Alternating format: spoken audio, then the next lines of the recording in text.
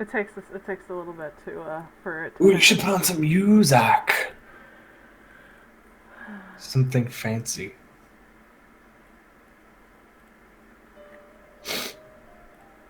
I see it. It's changing. Okay, cool. We're good. Hi, Herb.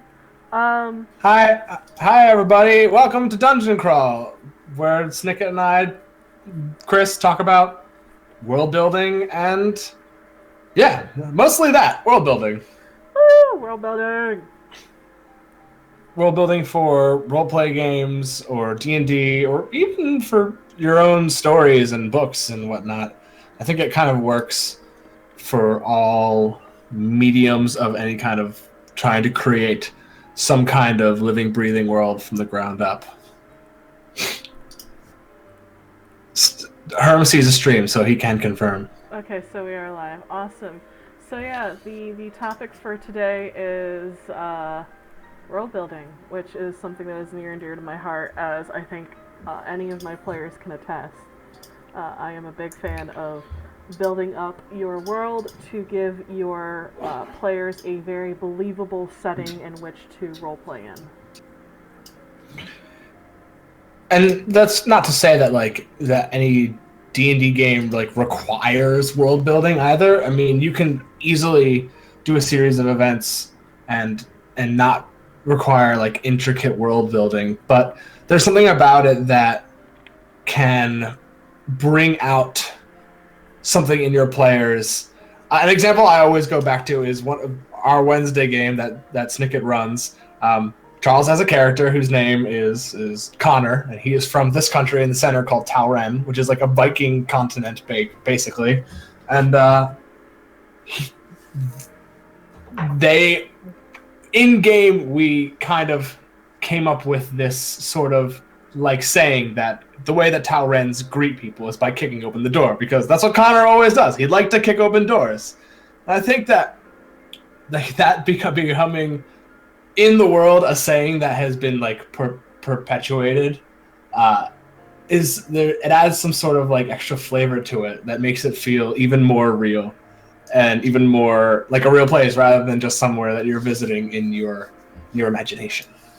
Exactly. So, with this stream, I think as first of hopefully many, is we're going to go over, at least this for this one, go over the sort of overview basics of how we go about world building. The world that two of my games are set in, my Wednesday game, The Fallen Returns, and the Saturday game, which is for Science Crew, which you can see on this channel every other Saturday at 8 p.m. Central, is set in the continent of Kaskana, which you can see up on the screen. I built this over a period of 5 to 10 years, so you don't have to take that long. I essentially built it and forgot about it until I started running D&D, and D, and I'm like, I don't feel like building a custom world. I'll just use this one because yay, lazy. So I think Chris and I are going to talk about essentially how to start. And if anybody has any questions along the way, we're more than happy to stop and answer. Uh, so feel free to ask questions uh, that are relevant to world building. I should probably put that caveat in. Because I can Do only you answer. like Oreos would not be an acceptable question, but the answer is yes, Yes. of course. Who doesn't like Oreos? We're not monsters. Jesus. Well, I mean, that has remains to be seen. Um, so I think I think to start off with, if Chris doesn't mind, I'll talk about how I went about making Koskana. That's okay. Yeah, you should definitely do that. Um, I think you have more experience in this than I do, so I would definitely rather you go first. so I know, I believe it was maybe Matt Colville who talked about you can start small, and that's definitely a valid way to go about world building. But for me, I start big and I work small. So I started off with the map of the continent. I put down at least mountain ranges because geography to me plays a very big part in world building. Because nothing exists in a vacuum. culture, ideas. They get spread around the world. Looking at history, borders generally tell you what wars are going to happen where and with who. Um, you have roads of trade where new ideas can flow through. So if geography is in the way of sharing, that you're not going to get that exchange of ideas and culture like you normally would. And borders typically also dictate how things are influenced. So when you start small, at least for me, you lose a lot of that because you're not thinking about, well, this country borders this country, so there would be either they're close and they have open borders where their culture blends, or they're at war with each other all the time and thus have animosities. For example, Tocnell and Shar have open borders. The northernmost city of the empire is Velen. It's an empire town. It's very much feel of the empire itself, but it has flavors of Shar with the way they use colors, the way the architecture is, the way the food is, and the society. You get a blended culture there that you wouldn't get otherwise. And if you work small and go big, you tend not to always get that, I find. So to me, building a plausible world with depth, a good idea is to start big. You don't have to worry so much about every little thing, but it's a good thing to keep in mind. Like I made the map. The second thing I made was I started with Tocnell because I have books that I was writing. They were centered in Tocnell, so that was the one I figured first. But I knew Shar was to the north. There was the mountain kingdom of Mythogar, and then on the other side was Talren, and figuring out, okay, so these two, Talren and Tocnell have not always been on great terms. They fight each other. Talren and Isla Nora hate the fucking shit out of each other, which is another thing that's reflected in our Wednesday game. Yeah. Dustin, the lovely Geonerd, plays the professor, who is an elvish wizard from Isla Nora. As stated, Charles played Connor, who was from Talren. There was there was barbs tossed about, the barbarians of Talren and the snooty elves of Isla Nora, and that was bit played up. So, I don't know if that would have been in there if I had not given them sort of a map and told them that this is how it is because, there's been borders, and Talren once into Isla Nora because of the ancient forest and all the wealth there is within.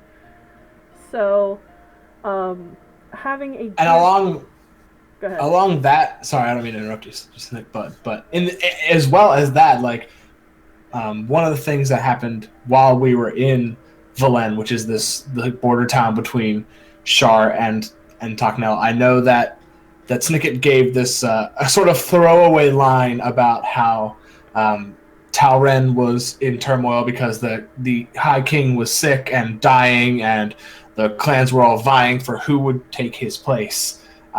And Charles's character Connor overheard this, and with that small line, that small throwaway line, Charles got the idea in his head of, well, fuck it, I could be king.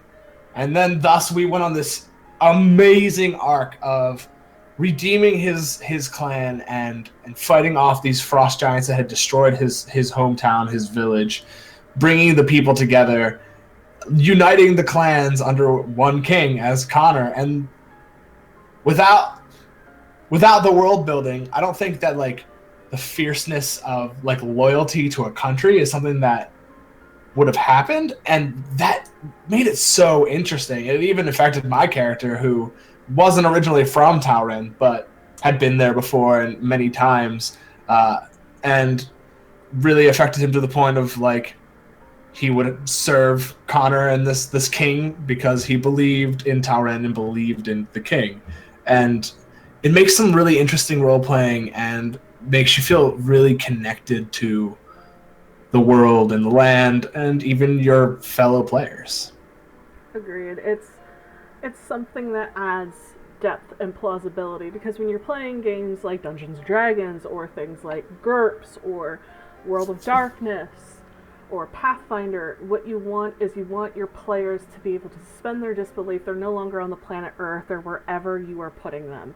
And you want them to have that suspension of disbelief. You want them to have and believe and buy into the world. And part of that, is building up the cultures, building up the lore. You don't need to be like a giant motherfucking nerd like I am and have 2,000 plus years of history. Although that is awesome, and if you want to do that, it can be the most rewarding and fun experience. It is a lot of fun watching your players get into the lore and using it to deepen their connections to their characters and deepen their connections to the game itself. To me, is sort of building that lore, building the culture up, building your world. And with culture comes a lot of, well, okay, sure, I put a lot of kingdoms there. Well, how do I make them all different? I think where a lot of people mess up is they essentially take real world historical cultures and just put them on the map and go, I'm done. It's like, oh, hey, look, there's fucking Albion for the 18th time. It's like everybody it's like, yes, okay, medieval England, congratulations. You don't really want to do that.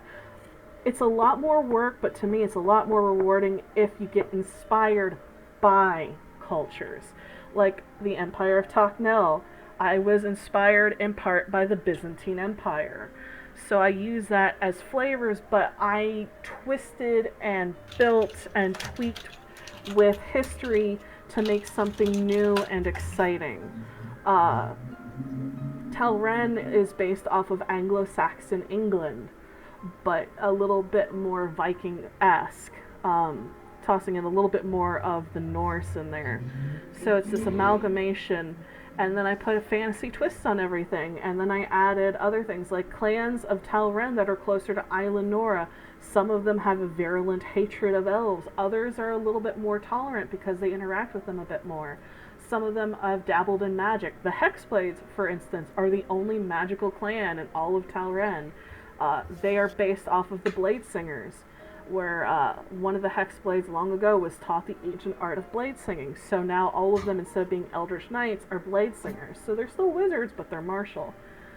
That's the kind of thing where you want to pull in cultures. Like Isla Nora is based off of the sort of Renaissance Italian city-states mixed a little bit with the ancient Greek city-states.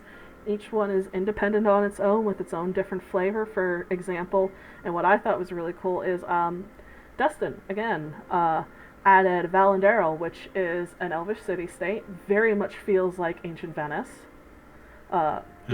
with that sort of thing. And that is also another thing to add in mind, as I find some DMs are so hesitant to let their players add things to their world. It's like, well, no, that doesn't fit in my world. So this is my world, and you figure out where you fit in it. I let Chris create the Dawnwood, which is, to me, one of my favorite things that now exists in Koskana.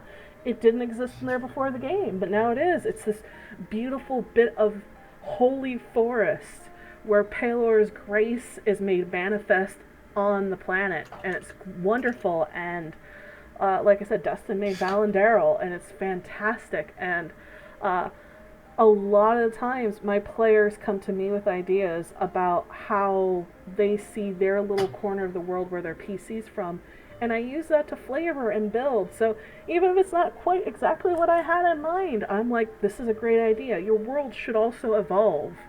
Nothing is ever stagnant, and nothing exists in a vacuum. It's a big thing to keep in mind when you're world building. I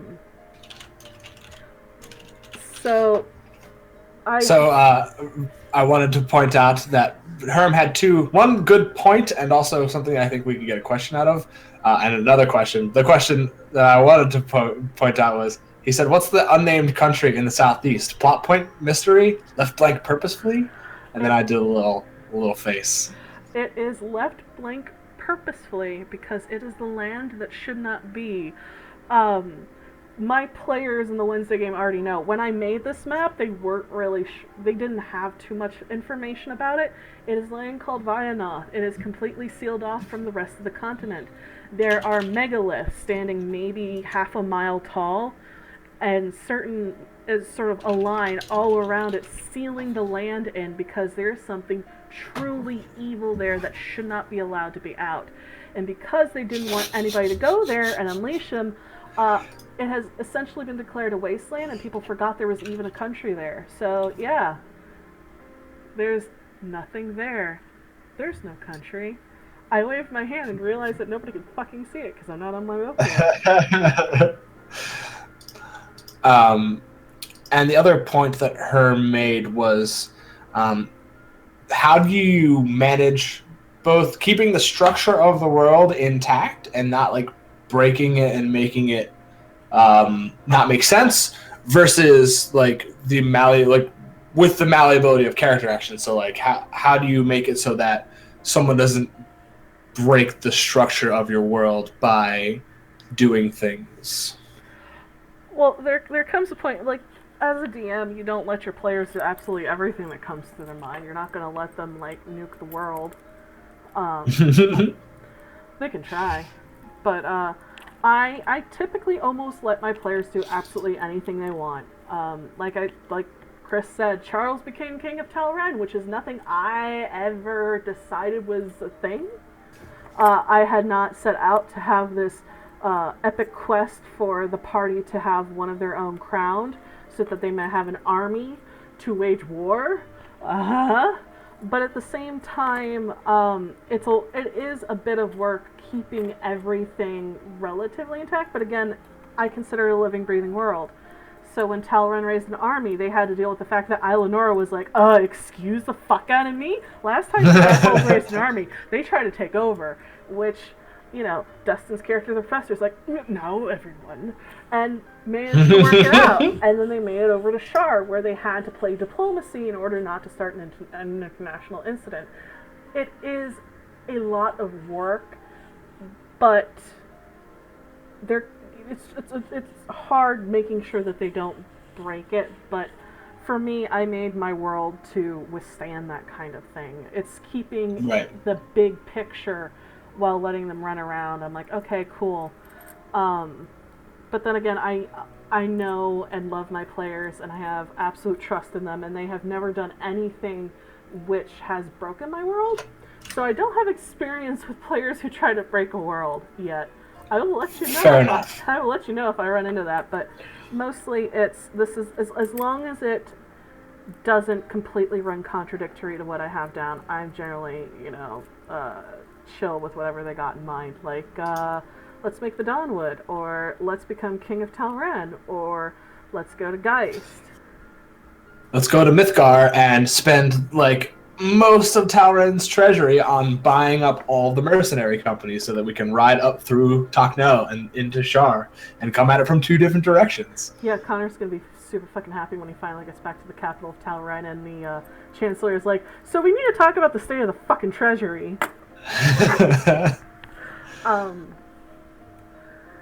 So it very much is trying to remember it's a living, breathing world. I also have a lot of history to back.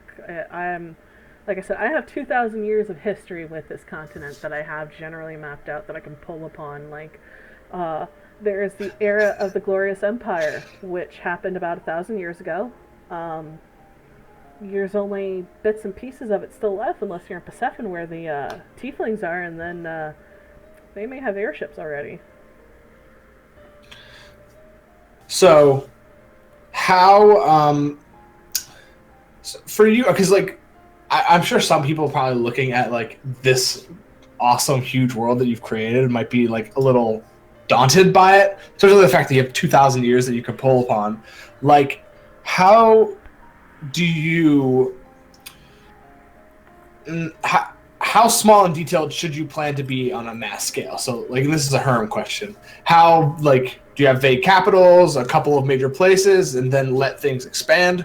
Or do you just kind of, like, come up with it on the spot? I can say for me, when... do you have that map that I sent you, Snick, on here? Do you mind? You're the best! Cool. So, like, with this one, I created this continent just because I wanted a sort of, like, mixture of Chris map, a mixture of the Middle East and like some parts of Asia and sort of a little bit of Australia as well, and a mixture of like thieves and different mercenary companies. This like whole continent is filled with an underground network of spies and sneaky individuals. And I just came up with a name, Kailua, and then I started with one city, this one right here in the middle called Palor, which is just like a citadel city, and from there, I just slowly started adding names that I thought sounded cool and added like little descriptors for it. So Palor is the citadel city where the army is kept. Grand is where the market districts are and where a lot of silk and spices are being traded. Nastro is a temple city where all of the religions of the realm are known and worshipped here in various different cathedrals and churches. And then I thought, hey, this is a continent of rogues and people who are on the run from the law. Why not make a place that's like a neutral place, like Haven's Oasis, where you can be whoever you want outside of the city, but if you do any funny business in the city, you're out. And so I guess basically what I'm saying is, if you come up with a city name and then give it a theme or like something to make it stick out, that can help you then further expand it, whether writing it out before you play or during the play, if you feel comfortable with that. For me, for Cascana, essentially what I did is for each of the kingdoms, I have at least 3 major cities. I have the capital that's known, I have the biggest trade city, and I have the biggest port city. Those are the major anchor points. The smaller stuff, I tend to either make up on the spot, or a lot of times, I do what Chris does, and I make a point on the map going, well, logically speaking, there should be a city here. There should be something here. Actually, I'm going to kick us over to... Yeah, go ahead. The map of Tocnell. Yay! So this is Tocnell. So this is the capital of Eidolon. This is the one that I had done first. There's Auckland, which was the major port city that I had, and there was Queen's Cross. And then there's the Obsidian Edge, which is my favorite thing in all of existence. So those 3 cities were the first ones I had planned out because they were the ones that they were going to go to. There's a lot of places on here they have never been to. It's just a name on the map. Evansmire is a set of ruins. They've never been there. They have been to the Hollow. Alori, they've never been to.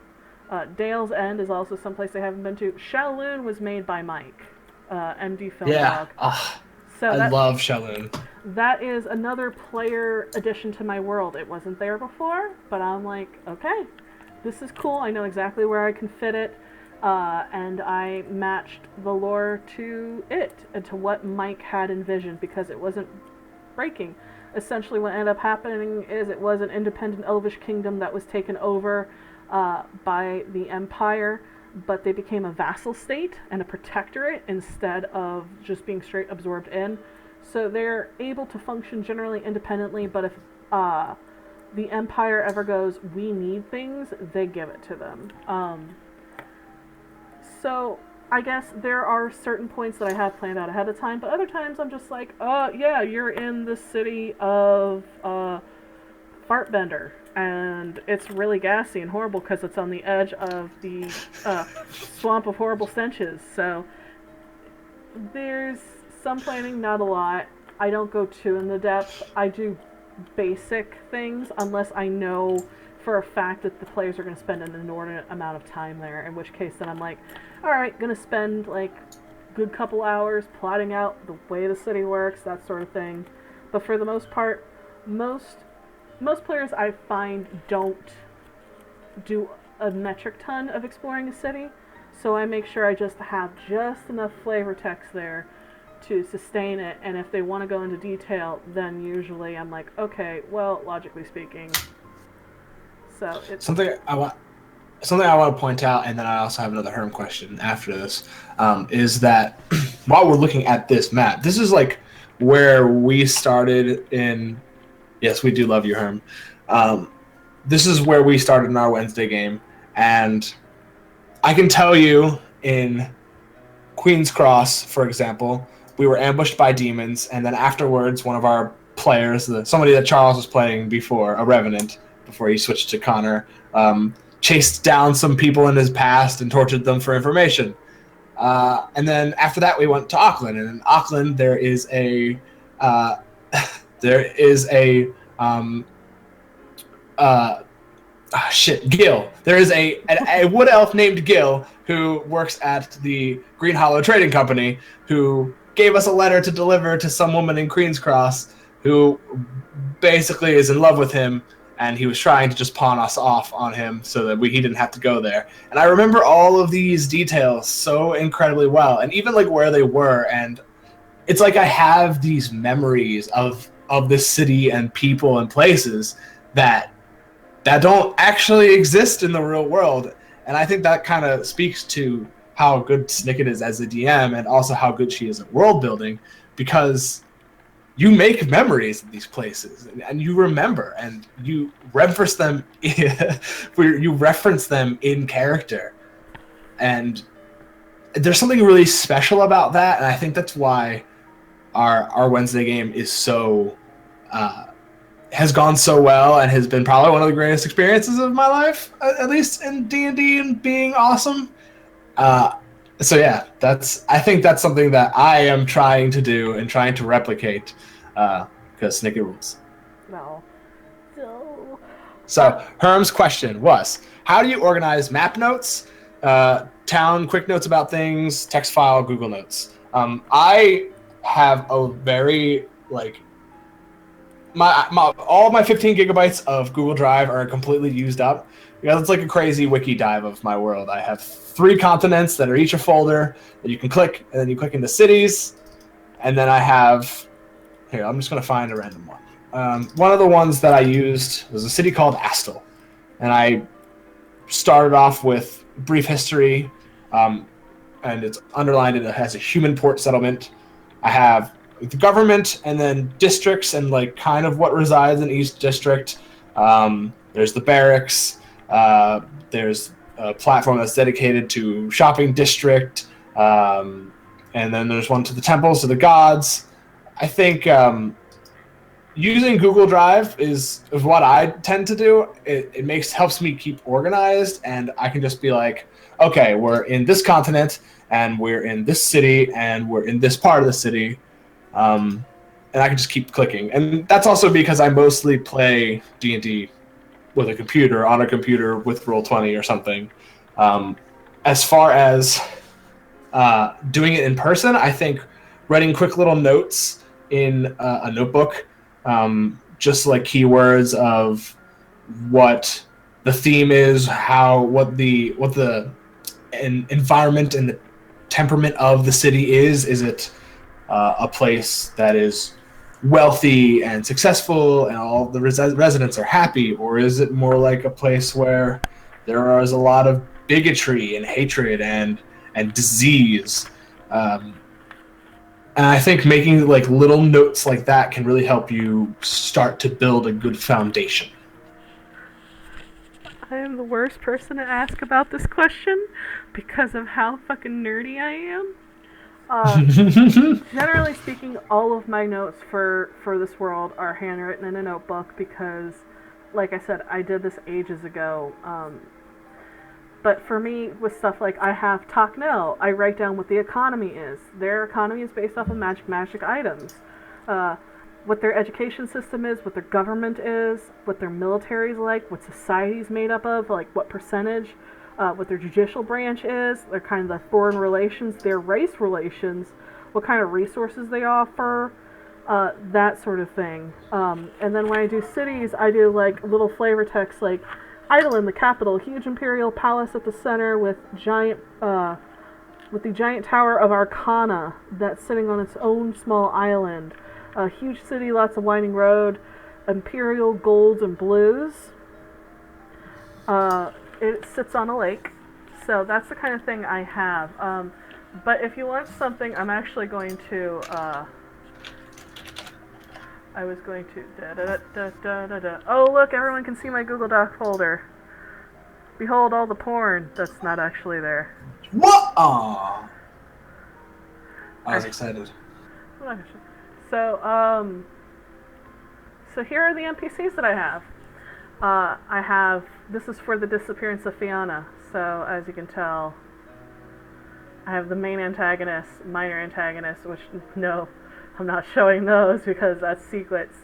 But yeah, I usually do like Galathorn Blackwater, male, half-elf, 45 years old, salt, pepper hair, hazel eyes, tan skin, former commander of the guard.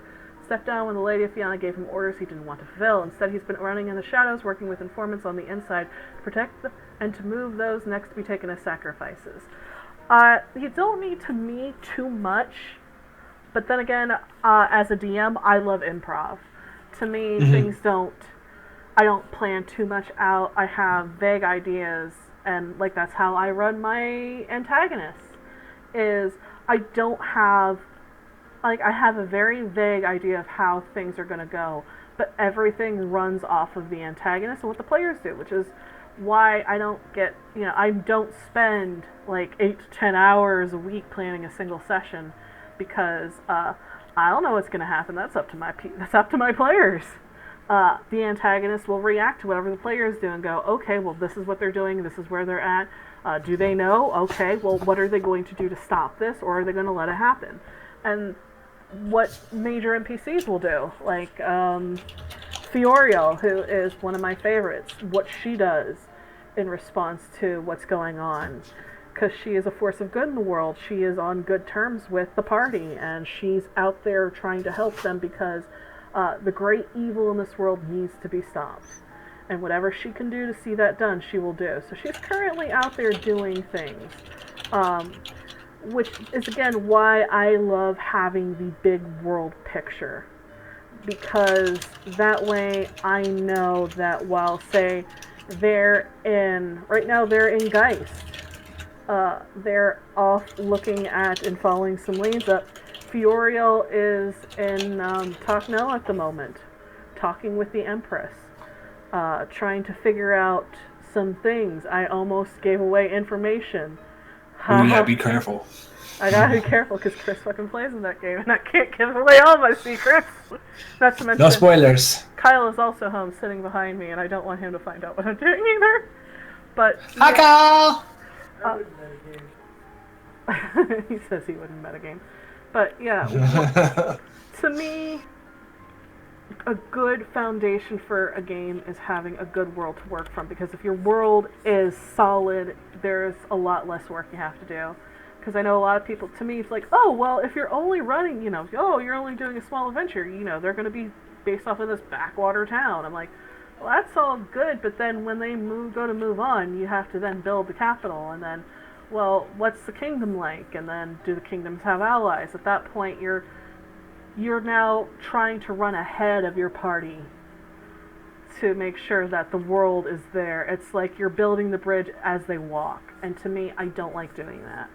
I like being able to just go, hey, so, all right, you want to go there? Okay, fine, we'll go there because it's already built. I also think it depends on like what your particular style of creating is. If you're one of those people who likes to make stuff up on the fly and you think that will work for you, by all means do it. Like, this is like Snick and I both agree on this. Like, I definitely start big and go small. But if that doesn't work for you, if you think that you would better start small and then expand it from there, do that. Whatever works for you is the method that I think you should try.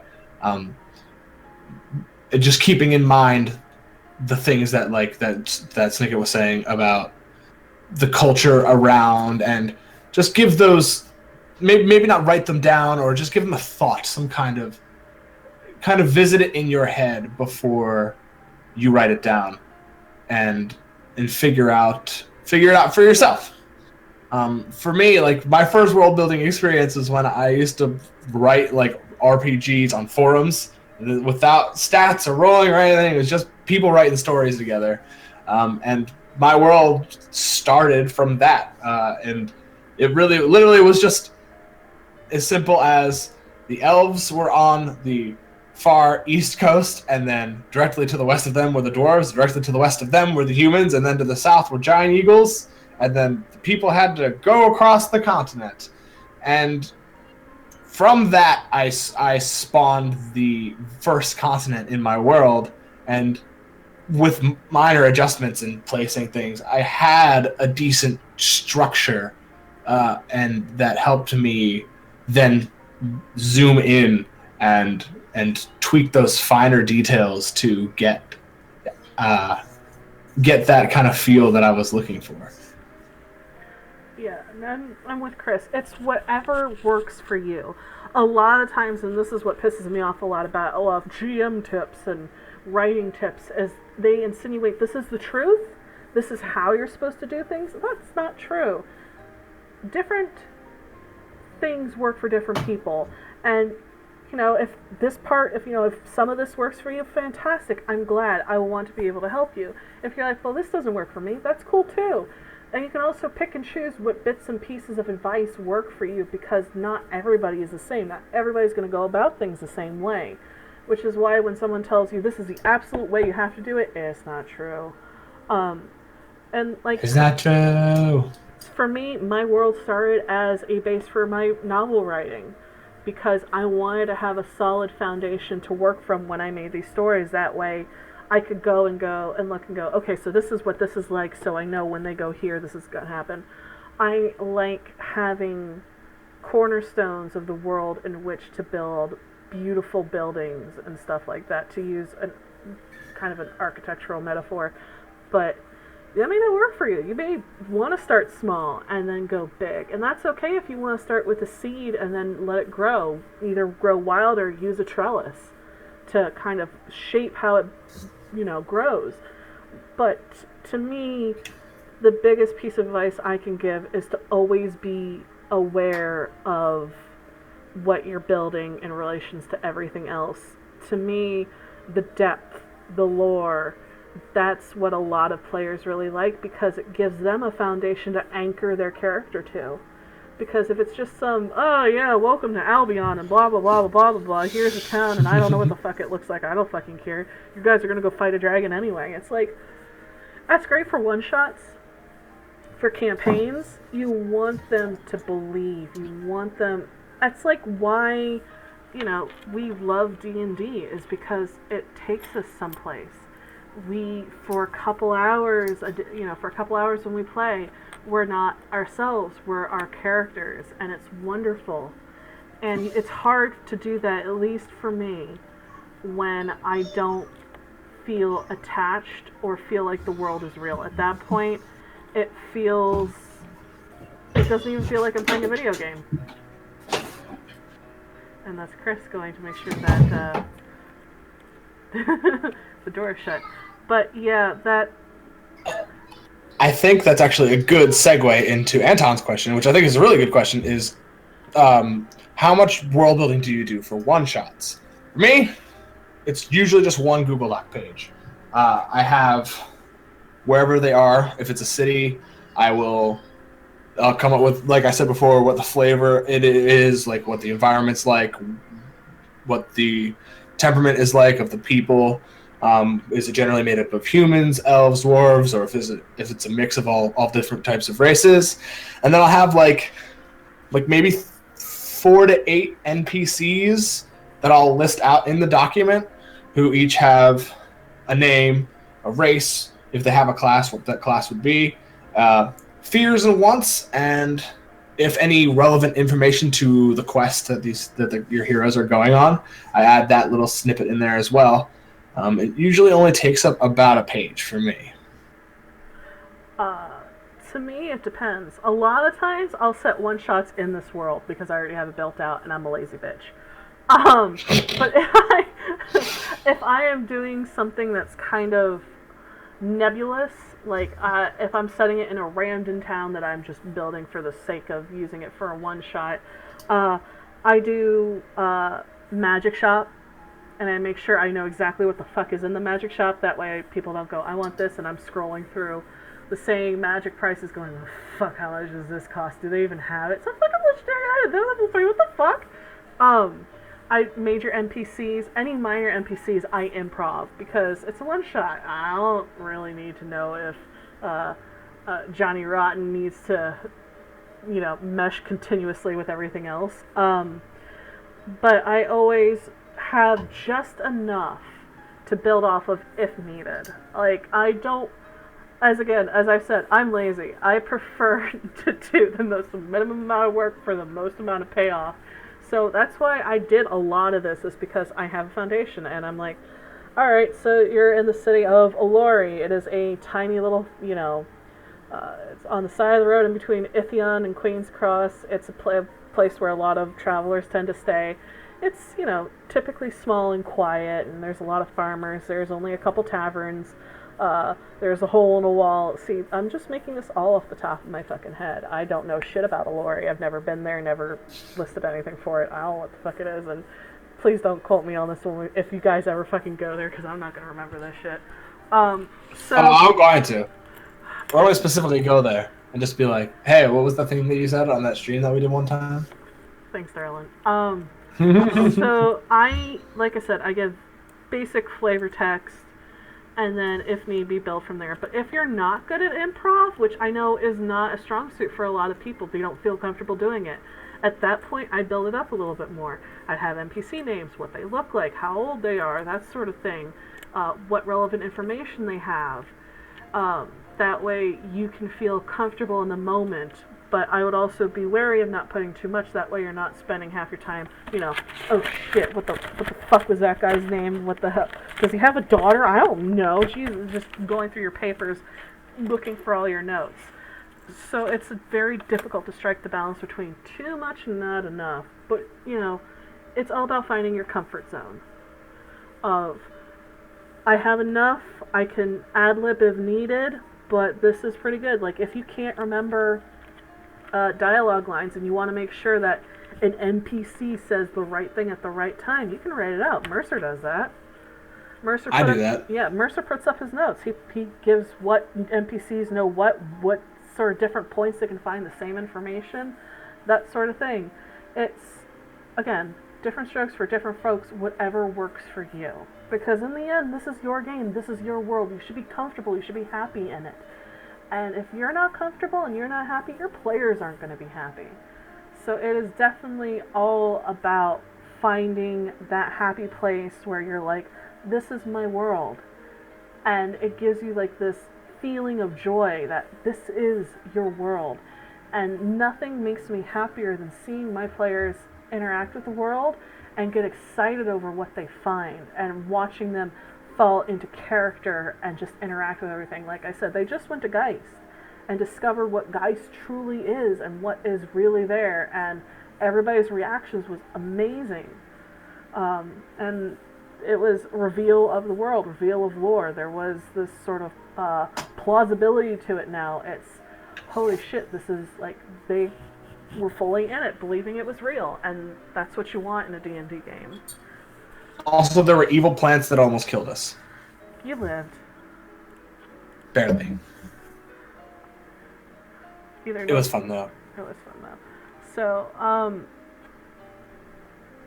it is very much trying to figure stuff out. Like, again, use what you can. If this doesn't interest you, always look out, read, keep an eye out. There are a million different paths to get to the same destination.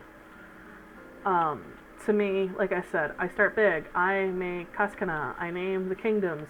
I had a rough idea of what each of them culture-wise was like. And then I'm like, well, over here in Taknel, there's the Grand Gate, which was built to wall off the biggest and easiest path in between them and Talren. And because there have been centuries of fighting between the two, the gate was built to help be a defense. She says gate. There's actually 13 gates that you have to pass through. There's a lot of gates. I mean, when the Taurenians really get going, it's hard to stop them. They like I said, they kick open doors. They're kind of even giant gates. And this is what I'm talking about. Is the payoff from world building is it's important. At least it's important to me. Then again, quote of quotes, I am a slut for this kind of thing. Lord slut. It's it's one of those things where it makes it feel living. Like you talk about it like it's a living world. So when your players talk about it like, oh, this fucking Taurenians, I'll fucking kick down any door. Like that shows it's a living, breathing entity, and to me that makes me happy because they believe in this world to the point where it lives to them. And to me, that is the end game of world building. Like, you don't have to world build in order to run a D&D game. I highly recommend it because not only do I find it personally satisfying, my players are happy.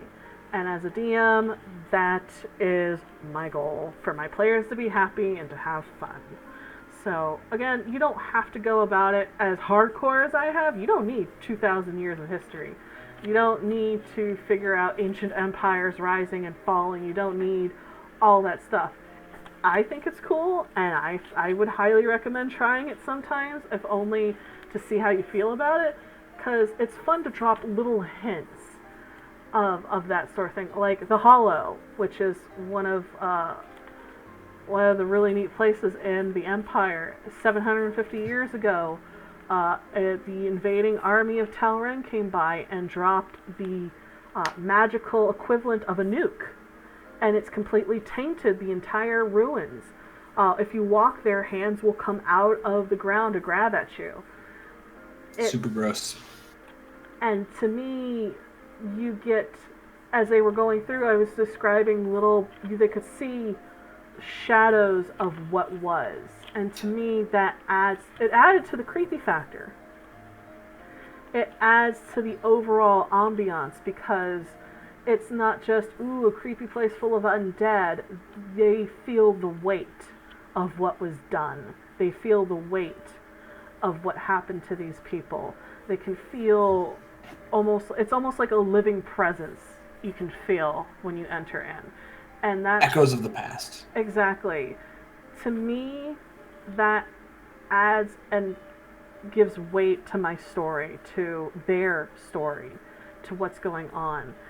Watching everybody react, again, so fucking amazing. So, world building can be a bit much, but highly recommend it. Anton asked, how much do you build out in a city? Do you think the history of how the city, the history of how the city formed and grew? For me, like I mentioned Astel before, which is one of like the first big cities that I built.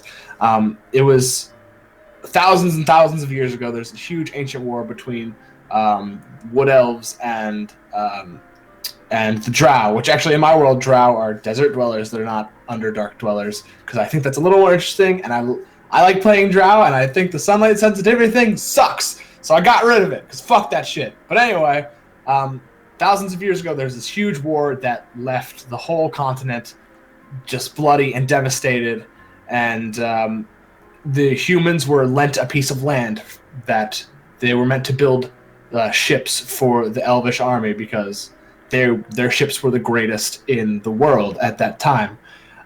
But they gave them this small camp atop these massive cliffs that were basically inhabitable, so that these humans didn't try to make a city or a village somewhere that they could stay, so that this land could eventually be returned to the Wood Elves.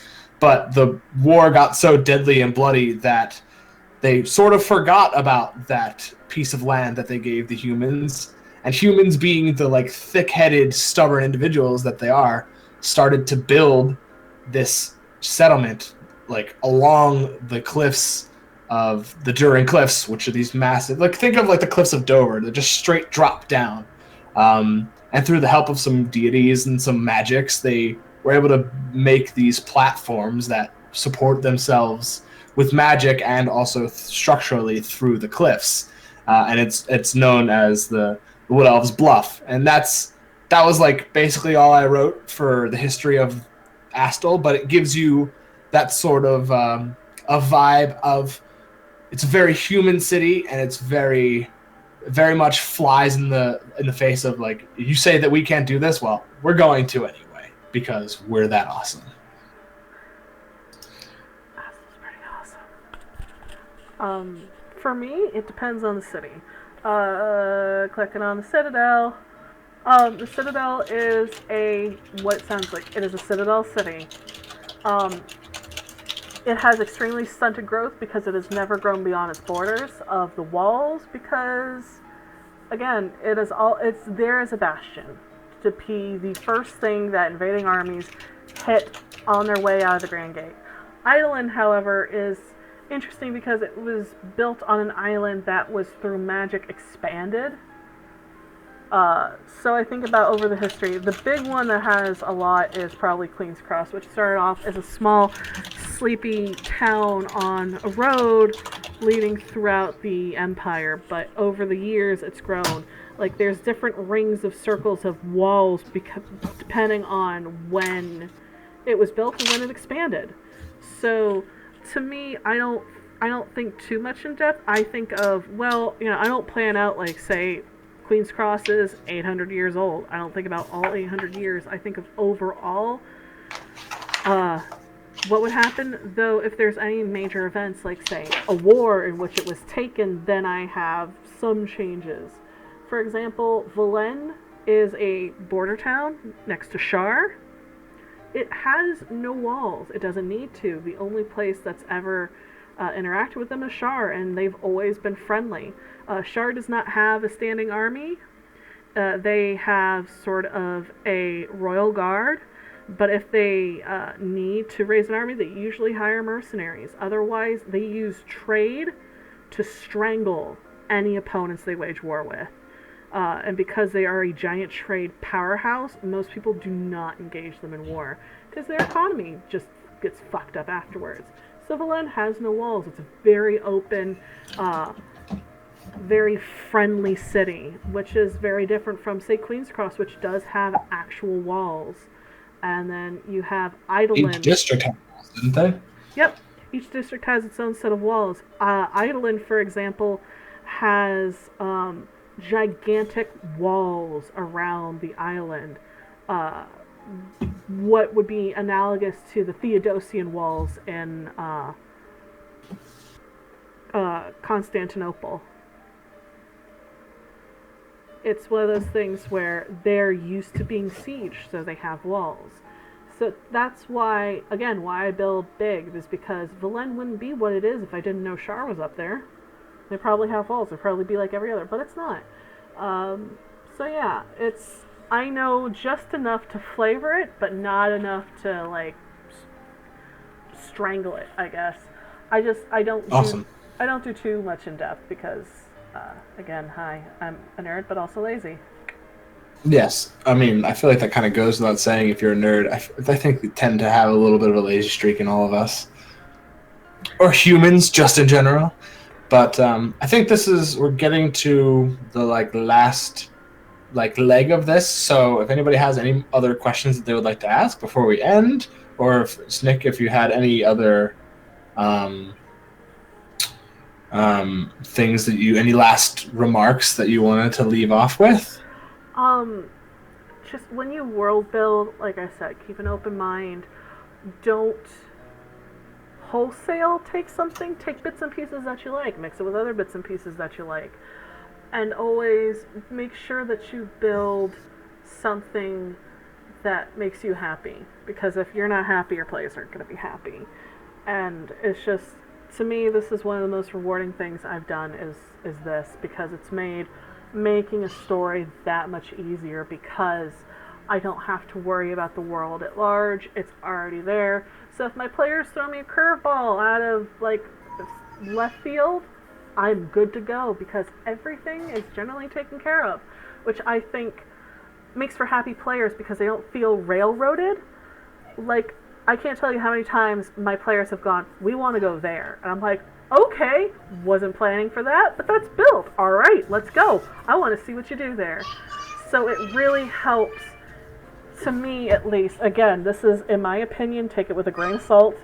It makes for a more sandbox feel to your world where their players don't feel like their agency is being taken from them because they can pick up and go anywhere. So instead of, well, you guys can't go there because I didn't build it yet, or something like that, it's very much, to me, helps enrich your game. So if you want, give it a try. Again, if anybody ever has any questions, if you want me to take a look at something, I'd be more than happy to do so. World building, like I said, is my jam. I am here for world and lore building and help building history. I think we'll probably do another stream, maybe with how to go about doing, making a long history for your world or something like that. Chris and I will figure it out. Yeah, definitely. We might even showcase Incarnate, which we both used to, which really helped me conceptualize the world even more. I think any parting remarks for me would be, don't be afraid to get really creative and weird with it. Like, one of my continents is very, like, highly steeped in magic with these, like, overtly fantastical places like Astel, the one I mentioned, with these floating, well, not floating, but these massive semicircles that kind of jut out of a cliff with elevators that lead to and fro, and the Grand, which is this huge library that in itself is a dungeon. That's how big the library is. It extends deep underground. Like, almost all known knowledge resides there. I think, like Snake said, if it makes you happy, do it. Because if it makes you happy, it'll show to your players, and your players will enjoy it, especially if they see that you put in the time to make this experience something memorable. I think that's it for me. Yeah, so go out there, build a world. Even if you're not a DM, I recommend doing it because, like I said, I built this world simply when I was, fucking around and needed something to take my time up. So it is a lot of fun, and again, it's not something that only Mercer can do. It's something you can do, and it's something that you can kick ass at. And I think half the reason why we love Critical Role not only is because of the characters, is because Mercer's world feels real. And you guys can do that. I have full faith in you all. So again, if you ever need anything, hit us up at Dungeon Crawl. I think we'll figure out some more streams, including what John recommended, maybe having quads on, maybe having Luke, Big Bag Oog on for homebrew stuff, how to homebrew. Might do some more DM talks, maybe talk about how to come up with an idea for a campaign, because I know a lot of people are like, I would love to run, but I can't think of an idea. So check us out. We'll keep in touch with you guys, let you guys know what some ideas we have. Maybe do another world building stream, because I have some more thoughts, but we're running out of time, and I don't want to natter your guys' ears off. Nobody thinks that you're nattering their ears off. Everybody enjoys listening to you talk because you're very eloquent and good at this. Yeah, thank you, darling. So you're welcome. Thank you guys for watching. Really appreciate it. Thanks to Herm and Anton, especially, for all the lovely questions. So yeah, thanks for watching. Thanks for chatting. Again, if you have any more questions that we didn't answer here, or you come up with later, because that's totally what I do. It's like, fuck, I have a question, now I can't ask. Just hit me up on Twitter, and I'll be more than happy to do what I can for you guys.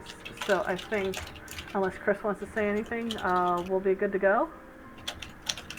Nope, I'm good. Thanks everybody for watching. You can follow us at Dungeon Crawl 22 on Twitter, which I think everybody in the chat so far is already doing that. And if you are, thank you. Your support means so much to us. We love doing this, and we love spreading the news, the good word about Dungeons & Dragons, and not even just Dungeons & Dragons, just storytelling in general. Thanks, everybody, and we will see you next stream. Woo. Bye, guys.